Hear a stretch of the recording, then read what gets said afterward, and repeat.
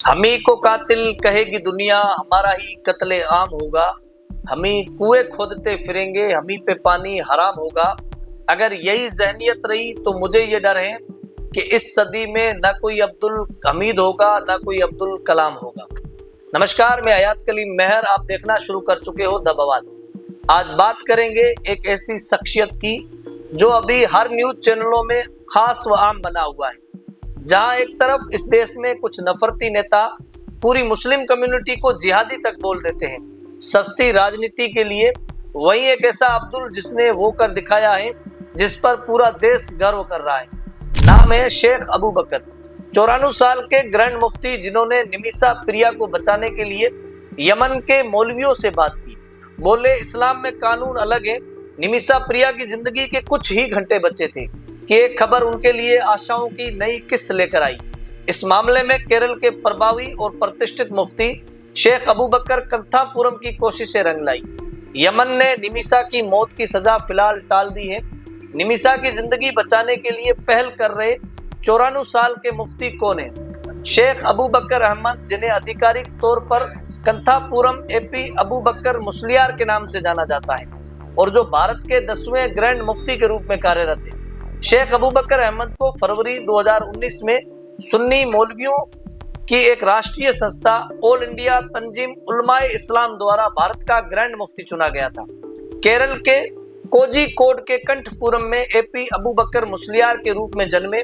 उन्होंने इस्लामी शिक्षा, सामाजिक कल्याण और सार्वजनिक प्रवचन में अपने दशकों के नेतृत्व के माध्यम से राष्ट्रीय स्तर पर प्रसिद्धि हासिल की। वो भारत के दो सबसे प्रभावशाली सुन्नी मुस्लिम संगठन ऑल इंडिया सुन्नी जमीयत उलमा और समस्त केरल जमीयतुल उलमा के महासचिव भी हैं।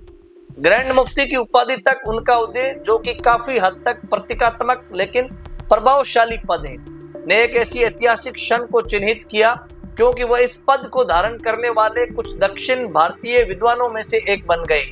यमन में मौत की सजा पाई केरल की नर्स निमिसा प्रिया के लिए मुस्लिम धर्मगुरु शेख अबू बकर कंथापुरम फिलहाल तो फरिश्ता बनकर आए। भारत में ग्रैंड मुफ्ती के नाम से प्रसिद्ध शेख अबू बकर की पहल के बाद यमन की सरकार ने निमिसा प्रिया की मौत की सजा को टाल दिया है। निमिसा प्रिया को बुधवार 16 जुलाई को मौत की सजा दी जानी थी। यमन की अदालत ने निमिसा प्रिया को हत्या के मामले में फांसी की सजा सुनाई थी। वह 2017 से यमन की जेल में बंद थी। निमिसा को यमन के नागरिक तलाल एब्दो मेहदी की हत्या का दोषी पाया गया था। उस पर आरोप थे कि उन्होंने मेहदी के पास जमा अपना पासपोर्ट पाने के लिए उन्हें बेहोशी के इंजेक्शन दिए, लेकिन इन इंजेक्शन के ओवरडोज की वजह से मेहदी की मौत हो गई थी। किस कानून के तहत निमिसा को सुनाई गई थी सजा? यमन में शरिया कानून लागू है। इस कानून के तहत हत्या के मामले में मौत की सजा सुनाई जाती है। ब्लड मनी एक ऐसी प्रथा है जिसमें हत्या के दोषी व्यक्ति को माफी दी जा सकती है, बशर्ते वो मृतक के परिवार को मोटी रकम मुआवजे के रूप में दे। यह रकम मृतकों के परिजनों के साथ समझौते के तहत तय होती है। निमिसा को यमन में सुनाई गई फांसी की सजा के बाद से ही ब्लड मनी देकर उन्हें छुड़वाने की बातें हो रही थी। इस्लाम के जानकार मानते हैं कि यह तरीका न केवल माफ करने के मौके देता है, बल्कि मॉनेटरी सपोर्ट से पीड़ित के परिवार को कुछ हद तक इंसाफ भी मिलता है। एक तरफ हमारे राजनेता हैं जो सस्ती लोकप्रियता के लिए किसी हद तक जा सकते हैं। एक ऐसा अब्दुल जिसने देश को सर्वोच्च रखते हुए धर्म न देखकर निमिसा की सजा माफ कराने में अपनी पूरी भूमिका निभाई। एक तरफ बासनपीर मामले में राजनीति के चक्कर में महिलाएं और बच्चियां जेल पहुंच गई। किसी संत और नेता ने बड़ा दिल दिखाने की कोशिश ही नहीं की। शेख अबू बकर अहमद ने यमन में भारतीय नर्स निमिसा प्रिया की फांसी को सफलतापूर्वक टालने में मदद की।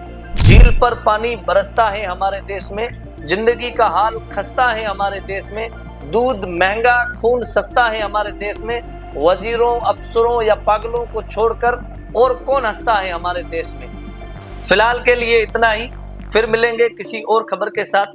तब तक के लिए मुझे दे इजाजत। देखते रहिए द बवाल। शुक्रिया।